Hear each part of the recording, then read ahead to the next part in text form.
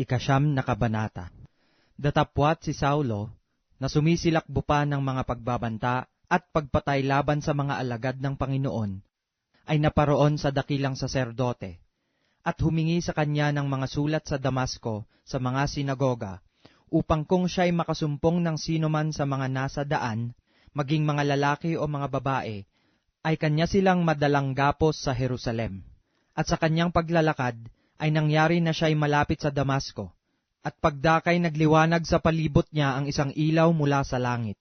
At siya'y nasubasob sa lupa, at nakarinig ng isang tinig na sa kanya'y nagsasabi, "Saulo, Saulo, bakit mo ako pinag-uusig?"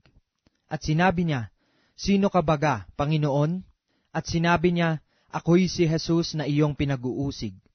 Ngunit magtindig ka, at ikaw ay pumasok sa bayan, at sasalitain sa iyo ang dapat mong gawin." At ang mga taong kasama niya sa paglalakad ay nangatilihan na hindi makapagsalita, na naririnig ang tinig, datapwat walang nakikitang sinuman.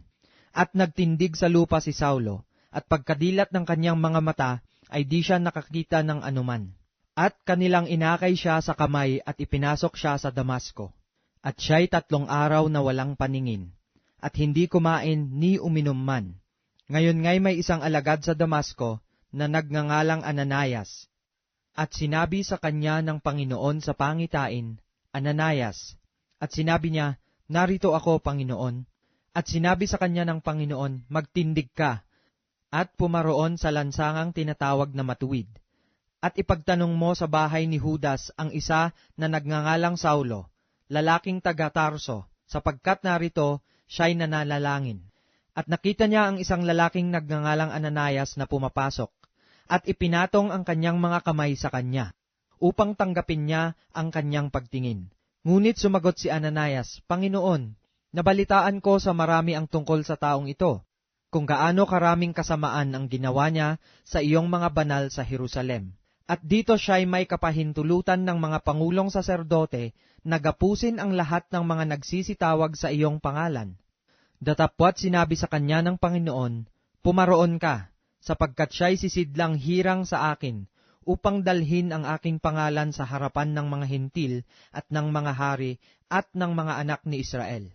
Sapagkat sa kanya'y aking ipakikilala kung gaano karaming mga bagay ang dapat niyang tiisin dahil sa aking pangalan." At umalis si Ananias at pumasok sa bahay, at ipinatong ang kanyang mga kamay sa kanya na sinabi, "Kapatid na Saulo, ang Panginoon sa makatuwid bagay si Jesus, na sa iyo'y napakita sa daan na iyong pinanggalingan, ay nagsugo sa akin upang tanggapin mo ang iyong paningin at mapuspos ka ng Espiritu Santo." At pagdakay nangalaglag mula sa kanyang mga mata ang mga parang kaliskis, at tinanggap niya ang kanyang paningin. At siya'y nagtindig at siya'y binautismohan. At siya'y kumain at lumakas, at siya'y nakisamang ilang araw sa mga alagad na nangasa Damasco. At pagdakay kanyang itinanyag sa mga sinagoga si Jesus, na siya ang anak ng Diyos. At ang lahat ng sa kanya'y nakarinig ay namangha, at nangagsabi, "Hindi baga ito yaong sa Jerusalem ay lumipol sa mga nagsitawag sa pangalang ito? At sa ganitong nasa ay naparito siya, upang sila'y dalhing gapos sa harap ng mga pangulong saserdote." Datapwat lalo nang lumakas ang loob ni Saulo, at nilito ang mga Hudyo na nangananahan sa Damasco, na pinatutunayan na ito ang Kristo.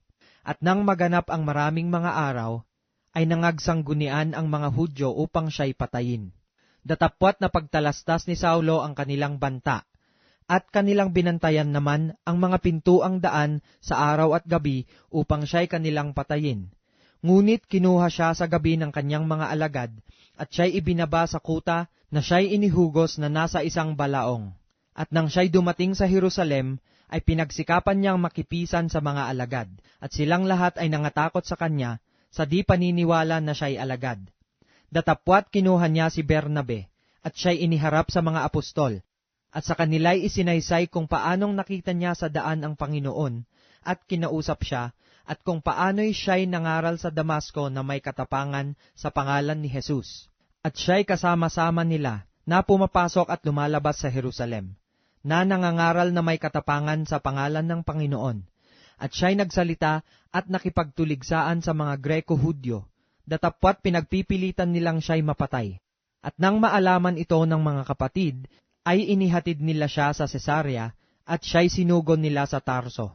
Sa gayoy nagkaroon ng kapayapaan ang iglesia sa buong Judea at Galilea at Samaria, palibhasay pinagtibay, at sa paglakad na may takot sa Panginoon at may kaaliwan ng Espiritu Santo ay nagsisidami. At nangyari na sa paglalakad ni Pedro sa lahat ng dako, siya'y naparoon naman sa mga banal na nangananahan sa Lida. At dooy natagpuan niya ang isang lalaki na nagngangalang Eneas, na 8 taong sumasabanig sapagkat siya'y lumpo. At sinabi sa kanya ni Pedro, Eneas, pinagagaling ka ni Hesukristo, magtindig ka at husayin mo ang iyong higaan. At pagdakay nagtindig siya. At siya'y nakita ng lahat ng mga nangananahan sa Lida at sa Sarona, at sila'y nangagbalik loob sa Panginoon. Ngayon ay may isang alagad sa Joppe na nagngangalang Tabita, na ang kahulugay Dorcas. Ang babaeng ito'y puspos ng mabubuting gawa at ng pagkaawang gawa na kanyang ginagawa. At nangyari ng mga araw na yaon na siya'y nagkasakit at namatay. At nang siya'y mahugasan na nila, ay kanilang ibinurol siya sa isang silid sa itaas. At sapagkat malapit ang Lida sa Joppe, pagkabalita ng mga alagad na si Pedro ay naroroon, ay nangagsugo sa kanya ng 2 katao, na ipinamamanhik sa kanya, huwag kang magluwat ng pagparito sa amin. At nagtindig si Pedro at sumama sa kanila. At pagdating niya, ay inihatid nila sa silid sa itaas, at siya'y niligid ng lahat ng mga babaeng bao, na nagsisitangis, at ipinakikita ang mga tunika at ang mga damit na ginawa ni Dorcas nang ito'y kasama pa nila. Datapwat pinalabas silang lahat ni Pedro, at lumuhod at nanalangin, at pagbaling sa bangkay ay kanyang sinabi, Tabita, magbangon ka. At iminulat niya ang kanyang mga mata, at nang makita niya si Pedro, ay naupo siya.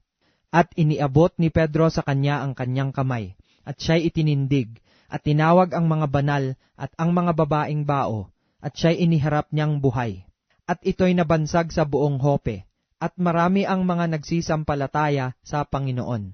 At nangyari na siya'y nanahang maraming mga araw sa Joppe, nakasama ni Simong mangluluto ng balat.